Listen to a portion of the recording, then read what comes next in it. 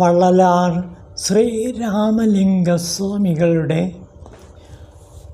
അരുൾപ്പെരും ജ്യോതി അകവല്ലെ അടുത്ത ഒരു പാടലിലേക്ക് നാം പ്രവേശിക്കുകയാണ്. നോക്കൂ.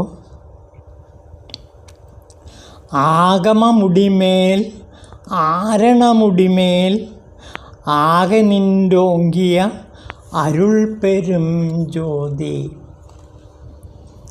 എല്ലാത്തിൻ്റെയും മേലെയുള്ള അരുൾപ്പെരും ജ്യോതി, ആഗമങ്ങൾക്ക് വിവരിക്കാനാകാത്ത, ആഗമങ്ങൾക്കും അപ്പുറമുള്ള, വേദങ്ങൾക്കും 4 വേദങ്ങൾക്കും അപ്പുറമുള്ള അരുൾപ്പെരും ജ്യോതി, എല്ലാ ആഗമവേദങ്ങളുടെയും അപ്പുറം വിളങ്ങുന്ന അതിപ്രകാശമാനമായ അരുൾപ്പെരും ജ്യോതി. പ്രധാനമായിട്ടും 4 വേദങ്ങളിലാണ് ഈ അരുൾപ്പെരും ജ്യോതിയെ അഥവാ ബ്രഹ്മത്തെ വെളിപ്പെടുത്തുന്നത്. ഋഗ്വേദം, യജുർവേദം, സാമവേദം, അഥർവം തുടങ്ങിയ 4 വേദങ്ങളിലൂടെ ബ്രഹ്മത്തിൻ്റെ മഹാസ്വരൂപത്തെ വ്യക്തമാക്കാൻ വേദർഷികൾ ശ്രമിച്ചിരിക്കുന്നു. അതേപോലെ തന്നെ ആഗമങ്ങളിലും 28 പ്രധാനപ്പെട്ട ആഗമങ്ങളുണ്ട്. അതായത് ശിവൻ പാർവതീദേവിക്ക് പറഞ്ഞു കൊടുത്ത 28 ആഗമങ്ങളിലും ശിവൻ ബ്രഹ്മത്തെക്കുറിച്ചിട്ടാണ് ചർച്ച ചെയ്യുന്നത്. ശിവബ്രഹ്മത്തിൻ്റെ മഹത്വത്തെ വെളിപ്പെടുത്താൻ വേണ്ടിയിട്ടാണ് ഈ 28 ആഗമങ്ങളും ശിവഭഗവാൻ പാർവതീദേവിക്ക് പറഞ്ഞു കൊടുത്തത്. എന്നിട്ടും അതിനുമെല്ലാം അപ്പുറം നിൽക്കുന്ന അരുൾപ്പെരും ജ്യോതി, അതായത് ആഗമങ്ങൾക്കോ വേദങ്ങൾക്കോ പൂർണ്ണമായും വെളിപ്പെടുത്താൻ കഴിയാത്ത ബ്രഹ്മത്തിൻ്റെ നിഗൂഢമായ രഹസ്യങ്ങൾ അതിനും അപ്പുറം നിൽക്കുന്ന ജ്യോതിസ്വരൂപമായ മഹാജ്യോതി.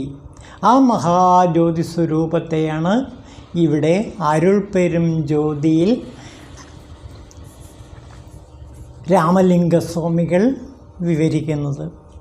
അത് വാക്കുകൾക്ക് വിവരിക്കാനാവില്ല, അതൊരു മഹാ അനുഭൂതിയാണ്. ഈ അരുൾപ്പെരും ജ്യോതിയെ സാക്ഷാത്കരിക്കുക എന്നുള്ളത് മഹാ അനുഭൂതിയാണ്.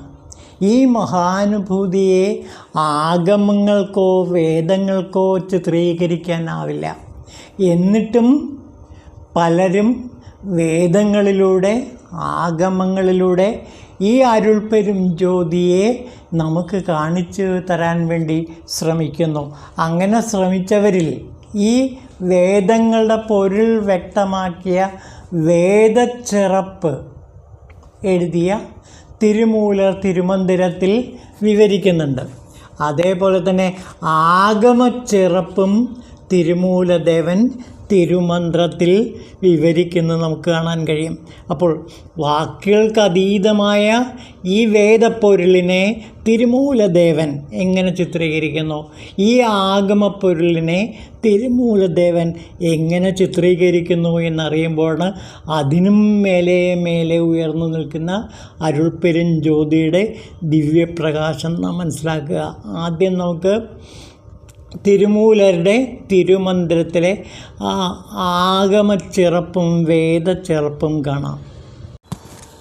മന്ത്രങ്ങൾ പല നിറഞ്ഞ മാവേദങ്ങളിലടങ്ങിയ സൂത്രസത്യങ്ങളെ യന്ത്രനാദം കണക്കെ ഓതുന്ന വേദിയരുടെ മന്ത്രമണ്ഡലങ്ങളിൽ ദേവൻ സൂക്ഷ്മനിലയിൽ മറഞ്ഞിരിക്കുന്നു. എന്നിട്ട് യാഗസിദ്ധി നേടിത്തരുന്നു. വേദം അഥവാ ദേവധർമ്മം എന്നത് സിദ്ധിയോ അസിദ്ധിയോ കലരാത്തതും സമാനതകളില്ലാത്തതും ധർമ്മവാരിധിയുമായ ആ പരനെ പോറ്റി പുകഴ്ത്തുന്ന നിഷ്ഠാധർമ്മമാണ്.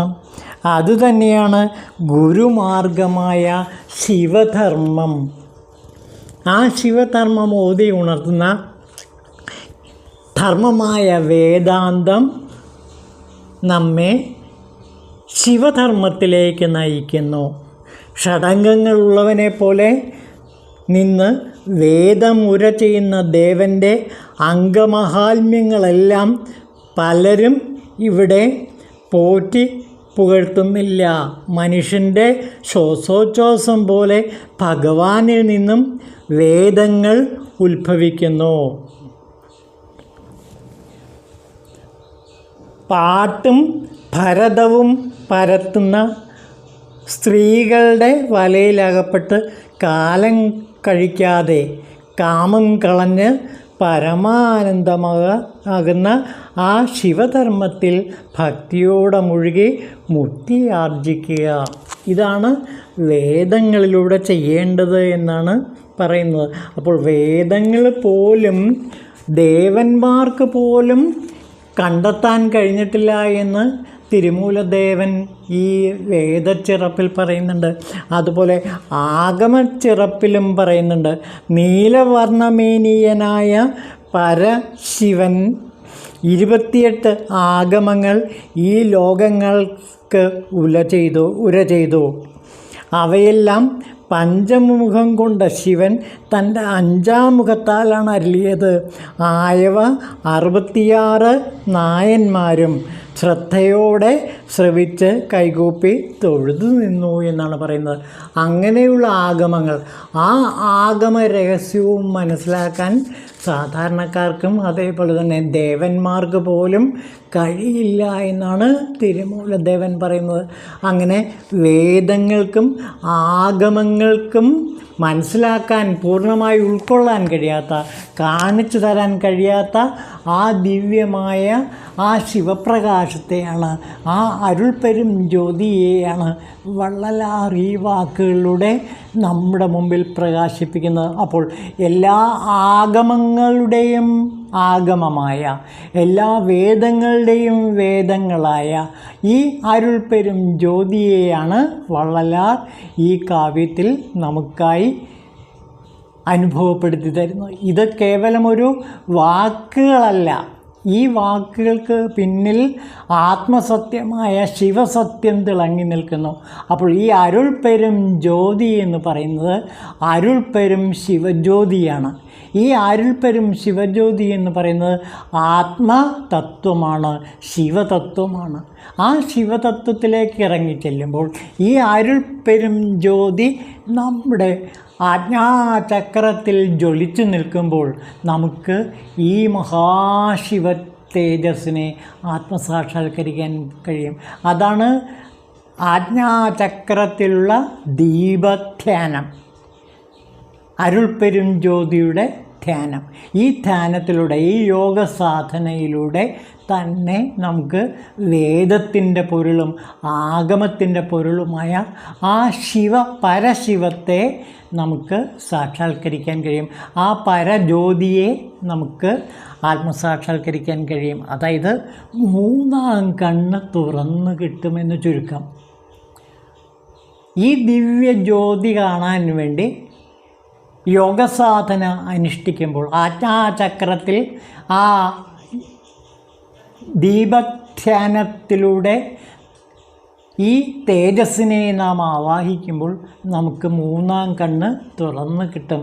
ഈ 3-ാം കണ്ണിലൂടെ നമുക്ക് ഈ ആത്മജ്യോതിയെ, ദിവ്യജ്യോതിയെ സാക്ഷാത്കരിക്കാൻ കഴിയും എന്നാണ് ഇവിടെ വള്ളലാർ രാമലിംഗസ്വാമികൾ സ്വജീവിതത്തിലൂടെ കാണിച്ചു തന്നത്. ഈ ശിവജ്യോതി സത്യത്തിൽ ആദ്യം അനുഭവിച്ചത് വള്ളലാർ രാമലിംഗസ്വാമികളാണ്. അത് ലോകർക്കെല്ലാം അനുഭവപ്പെടുത്തി കൊടുക്കാൻ വേണ്ടിയിട്ടാണ് അരുൾപ്പെരും ജ്യോതി ദർശനത്തെ നമുക്കായി കാഴ്ചവെക്കുന്നത്. ഓം ശിവായ നമഃ.